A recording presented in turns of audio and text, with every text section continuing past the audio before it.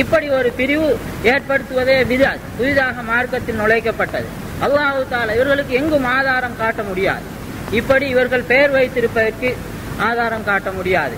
எனவே இவர்கள் அல்லாஹ் ஏற்படுத்திய அந்த கூட்டத்தில் இல்லை, இவர்கள் புதிதாக தோற்றுவிக்கப்பட்ட பிரிவுகளிலே இருக்கிறார்கள் என்பதுதான் எங்களுடைய வாதம்.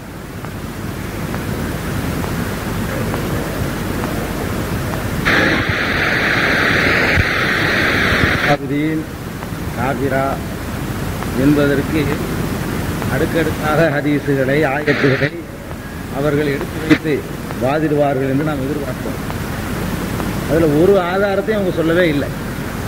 என்ன சொல்றாங்க, எங்க ஜமாத்தில் வந்து சேரலை, இதுதான் சொல்லியிருக்கிறாங்களே தவிர இந்த ஆயத்து பிரகாரம் இன்ன செயலை செய்தவன் காபிர் என்று வருது, அது உங்ககிட்ட இருக்குது இப்படி சொல்லணும்.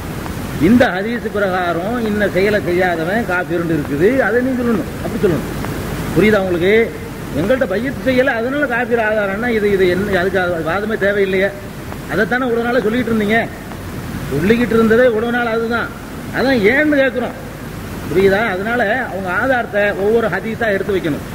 இந்த ஹதீஸ் அல்லாஹ்வுடைய ரசூல் இப்படி சொன்னார்கள், அந்த சொல்ல இருந்து இந்த விஷயம் குஃப்ர் என்று தெரிகிறது, அது உங்ககிட்ட இருக்குது அப்படின்னு அடுக்கடுக்கா சொல்லி அவங்க நிரூபிக்கிறத விட்டுட்டு இந்த பிதஅத் அது இப்படி மூடலா சொல்லக்கூடாது. ஒன்னும் ஒரு செயல் குஃப்ர் என்பதற்குரிய சான்றை காட்டணும், ரெண்டாவது அது என்கிட்ட இருக்குதுங்கிறத ப்ரூவ் பண்ணணும். ரெண்டு விஷயம். ஏன்னா ஜெயினுல் ஆபிதீன் சம்பந்தப்படுறேன், எது குஃப்ரு இல்லைங்கிறதல்ல எங்க டாபிக். ஜெயினுல் ஆபிதீன் குஃப்ரு இருக்குதா இல்லையாங்கிறது டாபிக். அப்ப என்ன செய்யணும் அவங்க, இதோ ஒரு ஹதீஸ் ஒவ்வொன்னா எடுத்து வைக்கட்டுமே. இதோ இருக்கிற ஹதீஸ், இந்த ஹதீஸ்ல இங்கோட வந்து குஃப்ரு இந்த செயல் குஃப்ரு என்று வருகிறது, ப்ரூவ் பண்ணிடணும். பண்ணின பிறகு உங்ககிட்ட அது இருக்குது, இதான் குஃப்ரை நிரூபிக்கிறது, ஜெயினுல் ஆபிதீனை காஃபிர் நிரூபிக்கிறதுக்குரிய அளவுகோல் அதுதான்.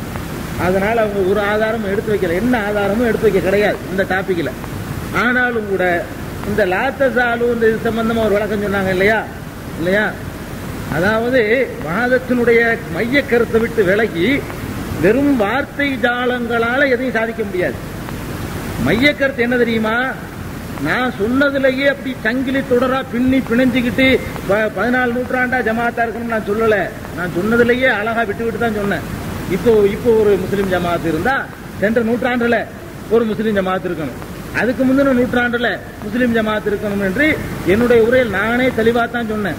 ஒரு சங்கிலி தொடர் பின்னாம பெசகாம அப்படியே வந்து கொண்டே இருக்கணுங்கிற அர்த்தத்தை நான் அதுக்கு கொடுக்கவும் இல்லை, அதை நான் சொல்லவும் இல்லை. மைய கருத்து என்ன தெரியுமா, சென்ற நூற்றாண்டுலையாவது அதுக்கு முந்தின நூற்றாண்டுலையாவது அதுக்கு முந்தின நூற்றாண்டுலையாவது தக்க சான்றுகளோட இப்படி ஒண்ணு இல்லைன்னு சொன்னா தொடருக்கு ஒன்னே ஒண்ணுதான் தொடரா நான் கேட்கிறேன். தொடருன்னு சொன்னா ஒரு 5 ஆச்சு இருக்கணும்ல. 14 நூற்றாண்டுக்கு 14 முஸ்லிம் ஜமாத் இல்லாம போயிட்டு போகுது. ரசூல் ஸல்லல்லாஹு அலைஹி வஸல்லம் காலத்துல இருந்து 14 நூற்றாண்டா ஒண்ணுமே கிடையாதுங்கிற ஒரு நிலைமைக்கு அவங்க இருந்தது 1-2 கொண்டாந்து தொடர் படுத்தணும். ரசூல் ஸல்லல்லாஹு அலைஹி வஸல்லம் காலத்துக்கு பிறகு இப்பதான் ஃபர்ஸ்ட் இப்ப ஒண்ணு இப்பதான் வந்திருக்கு, உலகத்தை எல்லாம் காபிராக்கக்கூடியது. தொடர்பு என்பதே அங்க இல்லைங்கிறது வாதமா, அது சங்கிலி தொடர், இதெல்லாம் சும்மா இந்த வார்த்தை ஜாலங்களால் நமக்கு எந்த ஒரு பயனும் கிடையாது. நானும் தொடருங்கிறதுக்கு உன்னோட ஒண்ணு ஒட்டிக்கிட்டு பின்னி பிணைஞ்சி அப்படின்னு கொஸ்டினே இல்லையங்க. எங்க வாப்பா முஸ்லிம் ஜமாத்தா இருப்ப நானும் முஸ்லிம் ஜமாத்து பேர்ல வந்துருவேன், புதுசு உண்டாக்குறதுக்கு பேச்சே கிடையாது, அது விளங்கித்தான் நானும் சொல்றேன். அதனால தொடருக்கு இந்த மாதிரியான விளக்கங்களுக்கு தேவையில்லை.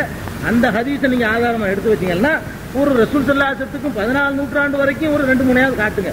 தொடருக்கு இதான் அர்த்தம். இந்த ஒரு 200ல ஒண்ணு வந்துச்சு, 450ல ஒண்ணு வந்துச்சு, ஒரு 700ல ஒண்ணு வந்துச்சு, இப்ப 1400ல ஒண்ணு வந்திருக்குன்றா தான் ஒரு கூட்டமாச்சு இருந்திருக்கு, ஒரு தொடர்பு இருக்குன்னு அர்த்தம். எந்த தொடர்பும் இல்லாம புதுசா வந்ததுதானே இந்த கொஸ்டின். அதுக்கு தானே நான் அந்த கேள்வியை கிளப்பினேன். கசால தொடருக்கு விடாம ஒட்டிக்கிட்டு இருக்கிறதா கொஞ்சம் விட்டு வர்றதா, இதான் சர்ச்சை பாயிண்ட். இதெல்லாம் பாயிண்ட். அடுத்தது முஸ்லீமுக்கு ஒரு விளக்கம் சொன்னாங்க, ஆடு மாடு அதுக்கெல்லாம் தனித்தனி இயல்பு இருக்குது. அதெல்லாம் எனக்கு விளங்கித்த நானே சொன்னேன். அதெல்லாம் அந்த அர்த்தம். முஸ்லீம் என்பதற்கு பல அர்த்தம் இருக்குது என்பதை புரிந்து கொள்வதற்காக உங்களுடைய கவனத்தில் இதை வைக்கிறேன். ஆடு மாடோட மனுஷன் சேர முடியுமான்னு நான் கேட்டா சேர முடியாதுங்கிற அர்த்தத்திலான்னு கேட்கிறேன். இஸ்திஃபாம் இன்காரிம்பாங்க, நானே முடியாதுன்னு தான் சொல்றேன். முடியாதுன்னு சொன்னாலும் அஸ்லமே முஸ்லீம்னு வந்த உடனே ஒரு குறுகிய வட்டத்துக்கு போயிடாதீங்க. அந்த பாயிண்டை எடுத்து வைக்கும் போது அது உதவுங்கிறதுக்கு தான் நான் அதை கேள்வி கேட்டேன்னு தவிர மனுஷன் போய் ஆடு மாட்டில் சேரலான்னு சொல்ற அர்த்தத்தில் கேட்கல. அப்படி கேட்டிருக்க மாட்டேனே, முடியுமான்னு தான் நானே கேட்டேன். அதுலயும் பாயிண்ட் இல்லை. அடுத்து எல்லாத்தையும் சொன்னாங்க, ஒரு முக்கிய விஷயத்துக்கு சொல்லல. ரசூல் ஸல்லல்லாஹு அலைஹி வஸல்லம் சஹாபாக்கள் முக்கியமான பாயிண்ட் அதுதான் நான் கேட்டதுலயே சொல்றதா இருந்தா முக்கியமான பாயிண்ட் என்ன, சஹாபாக்கள் போய் ரசூல் ஸல்லல்லாஹு அலைஹி வஸல்லம் போய் அஷ்ஹது அன்னக ரசூலுல்லாஹ்னு சொன்னாங்களே, உங்ககிட்ட அன்னக ரசூலுல்லாஹ்னு தான் சொல்லணுமா, அல்ல உங்கள்கிட்ட வேற மாதிரி சொல்லணும்னா வேற ஆதாரம் தனியா காட்டுங்க. ரசூல் ஸல்லல்லாஹு அலைஹி வஸல்லம் எப்படி உருவாக்குனாங்களோ அதே மாதிரி தான் உருவாக்கணும்னு சொல்லி அதை ஆதாரம் காட்டினா அதே மாதிரி உங்கள்கிட்ட அஷ்ஹது அன்னக ரசூலுல்லாஹ் சொல்லணும்னு சொல்லி கொடுங்க தெளிவா, மக்கள் உடனே விளங்கிக்குவாங்க. அப்படி இல்லைன்னா வேற ஆதாரம் காட்டுங்கன்னு போயிட்டான ஒண்ணு நான் அதான் சொன்னேன். அதுக்குதான் முக்கியமா அவங்க பதில் சொல்லணும். அதை விட்டுவிட்டு லாத்ததாலுண்டா என்ன, மரம்டா என்ன, ஆடு மாடுனா என்னங்கிற ருட்டுக்கு போயிருக்குது. அதனால இப்ப பிரச்சனை என்னண்டா ஒரு ஆதாரம் எடுத்து வைக்கல. எதுக்கு, நான் என்னை காபின்னு சொல்வதற்கு உரிய ஒரு சான்றும் இன்னும் எடுத்து வைக்கப்படல. அவங்க செய்யறாங்க என்ன செய்யணும், தெளிவா எல்லா மக்களுக்கும் புரியுற மாதிரி பயான்லாம் வேண்டியது இல்ல, ஒரு ஆயத்தை எடுத்து வைங்க, ஒரு ஹதீஸ் எடுத்து வைங்க, இது இந்த அர்த்தத்தை தருதுன்னு அடிச்சு சொல்லுங்க, தருதா இல்ல ரெண்டாவது பரிசீலிக்கும், அது உங்ககிட்ட இருக்குதுன்னு சொல்லணும். ரெண்டு டாபிக் அங்க இருக்குது, ஒன்னும் அந்த செயல் குப்புறா, ரெண்டாவது என்கிட்ட இருக்குதான். அந்த ரூட்ல அவங்க சொன்னாதான் அது முறையா இருக்கும் என்பதை கேட்டுக்கொண்டு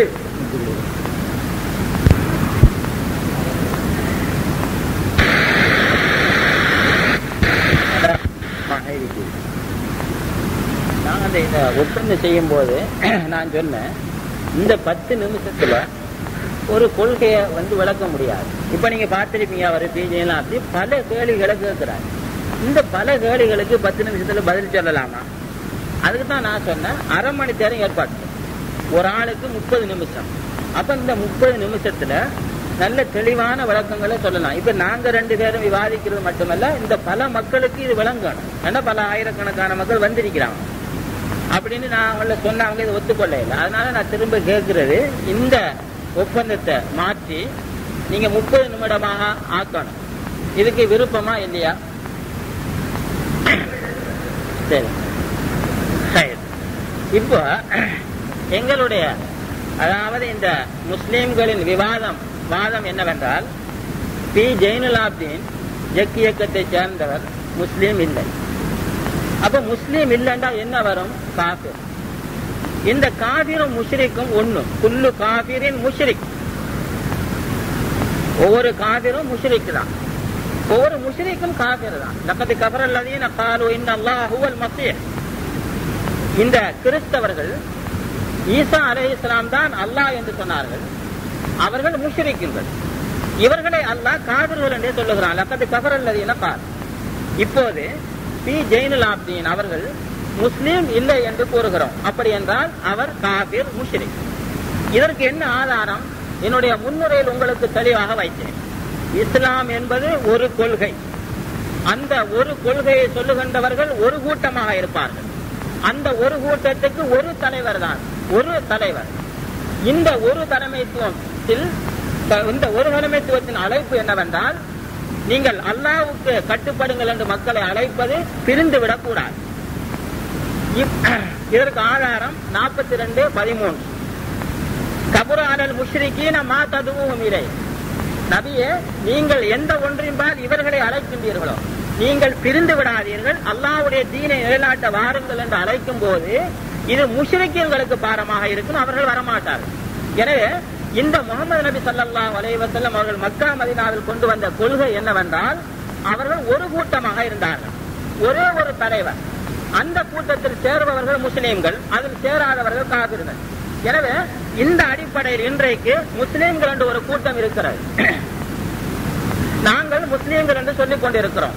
எங்களுடைய அழைப்பு என்னவென்றால், பாருங்கள் இகாமத்துத்தீன், அல்லாஹ்வுடைய தீனை நிலைநாட்டுவோம், பிரியக்கூடாது என்று. இந்த கூட்டத்தில் இதுவரைக்கும் பி ஜெயினுலாப்தீன் அவர்கள் வந்து சேரவில்லை. இதற்கு தெளிவான ஆதாரம் அல்லாஹ் நபி ஸல்லல்லாஹு அலைஹி வஸல்லம் அவர்கள் சொன்னார்கள், நான் உங்களுக்கு 5 விடயங்கள் ஏவுகிறேன். அஸ்ஸம் அல் ஜமா, முதலில் அந்த ஜமாத்தை பிடித்துக் கொள்ளுங்கள். எந்த ஜமாத்து? நபிமார்கள் கொண்டு வந்தது. நீங்கள் பிரிந்து விடாதீர்கள், ஒரு கூட்டமாக இருங்கள். இந்த ஜமாத்தை பிடித்துக் கொள்ளுங்கள். அல் ஜமாத், இங்கு அலிஃப்லா வந்திருக்கிறது, இவர்களுக்கு விளக்கப்படுத்துகிறேன். ஒரு கூட்டம், அந்த ஒரு கூட்டம் எது? முஸ்லீம் கூட்டம். 73 பிரியும், 72 நரன், ஒரு கூட்டம் சுவர்க்கம். அந்த அல் ஜமாத்தை பிடித்துக் கொள்ளுங்கள். அஸ்ஸம், அந்த ஜமாத்தின் அமீர் சொல்வதை காது கொடுத்து காடுங்கள். ஒத்தா, அந்த அமீருக்கு கட்டுப்படுங்கள். ஒல் ஹிஜ்ரா, அந்த நாட்டில் இஸ்லாமிய ஒரு ஆட்சி இல்லாத நேரத்தில் நீங்கள் இருக்கும் போது ஒரு இஸ்லாமிய ஆட்சி வந்தால் ஹிஜ்ரத் செய்து விடுங்கள். ஒல் ஜிஹாத், அதற்கு பிறகு அல்லாஹ்வின் பாதையில் நீங்கள் முயற்சி செய்தல்.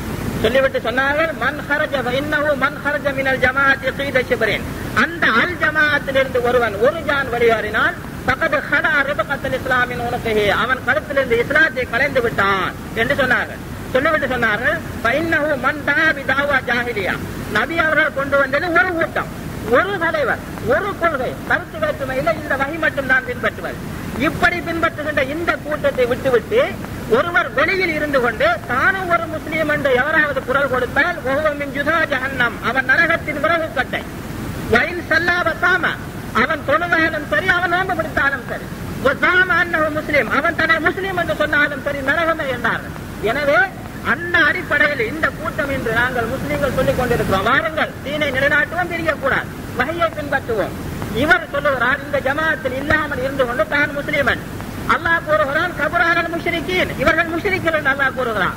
இவர் இந்த ஜமாத்தில் இல்லை, இந்த ஜமாத்தின் கொள்கை ஏற்று இவர் பையத்து செய்யவில்லை. மண் மாத்த வரைசபி உனக்கு பையத்தின் மாத்த மீத்தத்தின் ஜாஹிலியா. இந்த கொள்கையை எவன் ஏற்று பையத்து செய்யவில்லையோ அவன் அவருடைய மரணம் ஜாஹிலியத்தின் மரணம். ஆனால் இப்போது உங்களுக்கு ஒரு சந்தேகம் வரும். அவர் கேட்பார், நீ ஜெயினுலாப்தீன் அவர்கள் அந்த ஜமாத்து நாங்கள் தான் என்று கேட்பார். அந்த ஜமாத்து நாங்கள் தான், அந்த ஜமாத்தில் முஸ்லிமீன் ஜெக், இந்தியாவில் ஜாக் என்று சொல்வார்கள், இலங்கையில் ஜெக். இந்த ஜமியத் அஹ்லுல் குர்ஆன் வல் ஹதீஸ் என்கிற இந்த கூட்டம் தான் ஜமாஅத்துல் முஸ்லிமீன். அவர் சொன்னார் சற்று முன்பு, இந்த ஜமாஅத்திலிருந்து நீங்கள் பிரிந்து போய் இருந்து கொண்டு நீங்கள் முஸ்லீம் கூட்டம் என்று சொல்லுகிறீர்கள் என்று கேட்கிறார். நான் இவரை பார்த்து கேட்கிறேன், இந்த ஜமாஅத்துல் முஸ்லிமீன் நீங்களா? நீங்கள் தான் அந்த நபிமார்கள் கொண்டு வந்த ஜமாஅத் என்று சொல்லுகிறீர்களா என்றால் நாங்கள் கேட்கிறோம். அப்படி என்றால் உங்களுடைய கொள்கையை ஏற்றாத இந்த தப்லீக், உங்களுடைய ஜமாஅத்தில் சேராத ஜமாஅத் இஸ்லாம், உங்களுடைய ஜமாஅத்தில் உங்களுடைய இந்த தலைமைத்துவத்தை ஏற்றுக்கொள்ளாத இந்த அஹ்லுஸ் சுன்னத் வல் ஜமாஅத், உங்களுடைய இந்த கொள்கையை ஏற்றுக்கொள்ளாத இஹ்வானுல் முஸ்லிமீன் போன்ற இந்த முழு பிரிவுகளும் முஸ்லிக்கீன் என்று சொல்லுகிறீர்களா? முஸ்லிக்கீன்களா? இந்த குர்ஆன் படிக்க கபுரானல் முஸ்லிக்கீன மா ததுவும் இலை, எந்த ஒன்றின்பால் நீங்கள் அழைக்கின்றீர்களோ அது முஸ்லிக்கீன்களுக்கு பாரமாக இருக்கும். எனவே இந்த ஜமாஅத்தில் இல்லாமல் நீங்கள் இருந்து கொண்டு நாங்கள் தான் அந்த ஜமாஅத் என்றால் உங்களிடத்தில் கேட்கிறோம், இந்த கொள்கையை உங்களை ஏற்றுக்கொள்ளாதவர்கள் முஸ்லிம் என்று சொல்லுகிறீர்களா? இல்லை. எனவே நீங்கள் இப்போது யார்? அடுத்த அடிக்கு வாருங்கள். வமல்லம் யஹ்கும் பிமா அன்ஸலல்லாஹ், அல்லாஹ் குர்ஆனில் தீர்ப்பு வழங்குகிறான். இந்த ஒரு கொள்கையின்பால் அழைக்கின்ற கூட்டத்தில் சேராமல் இருப்பவர்கள் முஷ்ரிக்குகள், கபுரானல் முஷ்ரிக்கீன். இது அல்லாஹ்வுடைய தீர்ப்பு. ஆனால் நீங்கள் அந்த ஜமாஅத்துல் முஸ்லிமீன் நாங்கள் என்று கூறிக்கொண்டு உங்களுடைய அந்த ஜமாஅத்தை எதிர்ப்பவர்கள், உங்களுடைய பள்ளிகளுக்கு நெருப்பு வைப்பவர்கள், உங்களுடைய கொள்கை ஏற்றுக்கொள்ளாதவர்களை பார்த்து நீங்கள் முஸ்லீம்கள் என்று தீர்ப்பு வழங்குகிறீர்கள். குராபி முஸ்லீம், மூட முஸ்லீம் என்று சொல்லுகின்றீர்கள். தப்லீக் ஜமாஅத்தை எடுத்தால் இவர்கள் குராபி முஸ்லீம், மூட முஸ்லீம்கள். இஸ்லாத்தில் அப்படியே முஸ்லீம் காஃபிர் என்றுதான். எனவே இப்பொழுது நீங்கள் குர்ஆனை கொண்டு தீர்ப்பு வழங்கவில்லை. ஜெயினுலாப்தீன் அவர்கள் இந்த முஸ்லீம் ஜமாஅத்தில் இந்த ஒரு கொள்கையின்பால் அழைக்கின்ற ஜமாஅத்தில் சேராமல் இருக்கின்ற காரணத்தில் அவர் முஷ்ரிக்காக இருக்கிறார். அதே நேரத்தில் அவர்தான் அந்த ஜமாஅத் என்று சொன்னால் அந்த ஜமாஅத்தில் சேராமல் இருக்கின்ற மற்ற 72 பிரிவுகளும் முஷ்ரிக்குகள் என்று நீங்கள் தீர்ப்பு வழங்கவில்லை என்றால் நீங்கள் காஃபிர். ஏன்? அல்லாஹ் கூறுகிறான், வமல்லம் யஹ்கும் பிமா அன்ஸலல்லாஹ், அல்லாஹ் இறக்கியதை கொண்டு எவன் தீர்ப்பு வழங்கவில்லையோ, தொழுகை விட்டவன் காஃபிர், அல்லாஹ்வுடைய தீர்ப்பு. அல்லாஹ் அல்லாதவனை அழைப்பவன் முஷ்ரிக், அல்லாஹ்வுடைய தீர்ப்பு. அல்லாஹ் அல்லாதவர்களுக்கு அறுத்து பலியிடுபவன் முஷ்ரிக், அல்லாஹ்வுடைய தீர்ப்பு. இப்படி இந்த தீர்ப்புகளை வழங்காமல் எந்த ஒருவன் குர்ஆன் ஹதீஸை தவிர உள்ள ஒன்றை பின்பற்றுகின்றவன் முஷ்ரிக் என்று அல்லாஹ் கூறுகிறான். இந்த தீர்ப்பை நீங்கள் வழங்காவிட்டால் நீங்கள் காஃபிர். ஏன்? வமல்லம் யஹ்கும் பிமா அன்ஸலல்லாஹ் ஃபஉலாயிக ஹுமுல் காஃபிரூன், அல்லாஹ் இறக்கியதை கொண்டு எவர் தீர்ப்பு வழங்கவில்லையோ அவர்கள் காஃபிர்கள். எனவே பி ஜெயினுலாப்தீன் அவர்களுக்கு நாங்கள் கேட்பது, இந்த ஜமாஅத்துல் முஸ்லிமீன் இது இந்த கொள்கையின்பால் இருக்கிற நபி அவர்கள் கொண்டு வந்த இந்த கொள்கை இகாமத்துத்தீன், பிரியக்கூடாது, வகையை பின்பற்றுகிறோம். இந்த கூட்டத்தில் நீங்கள் சேராவிட்டால் முஷ்ரிக். இப்போது நீங்கள் சொல்லுவீர்கள், அந்த முஸ்லிம் ஜமாஅத்து நான் உங்களை பார்த்து கேட்கின்றேன், அப்படி என்றால் நீங்கள் தான் அந்த ஜமாஅத் என்று சொன்னால் உங்களை தவிர உள்ள மற்ற 72 பிரிவுகளும் நரகம் என்று சொல்லுகிறீர்களா? என்னுடைய உம்மத்து 73 பிரியும். அதில் ஒன்று சுவர்க்கம், 72 நரகம். அந்த ஒன்று அல் ஜமாஅத், அதுதான் ஜமாஅத்துல் முஸ்லிமீன். பிரிவு வருகின்ற காலத்தில் தல்தமு ஜமாஅத்துல் முஸ்லிமீன், முஸ்லிம் கூட்டத்தை பிடியுங்கள். பார்த்ததில் தில்கல் பிறக்கக்குள்ளா, முழு இயக்கத்தை விட்டு ஒதுங்கி என்றார்கள். நான் இவரை பார்த்து கேட்கிறேன், அந்த ஒரு கூட்டம் நீங்களா? இந்த ஜெட்டு தான் அந்த ஒரு கூட்டம் சுவர்க்கம் செல்லுகின்ற அல் ஜமாஅத் என்று சொன்னால் மற்ற 72 பிரிவுகளும் நரகம் என்று சொல்லுகிறீர்களா? இல்லை, உங்களிடத்தில் அந்த தீர்ப்பு இல்லை. எனவே அல்லாஹ்வுடைய ஆயத்தின்படி குர்ஆனை கொண்டு தீர்ப்பு வழங்காதவர்கள் காஃபிர்கள்.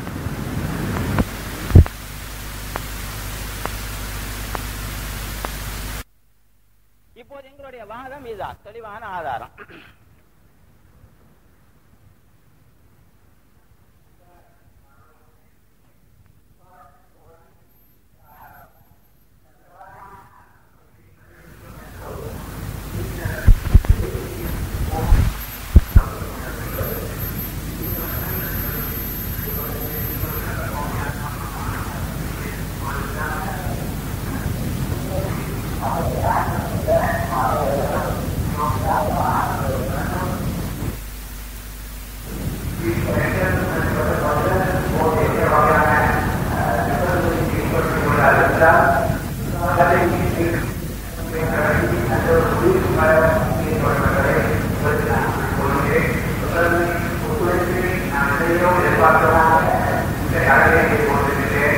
Gracias.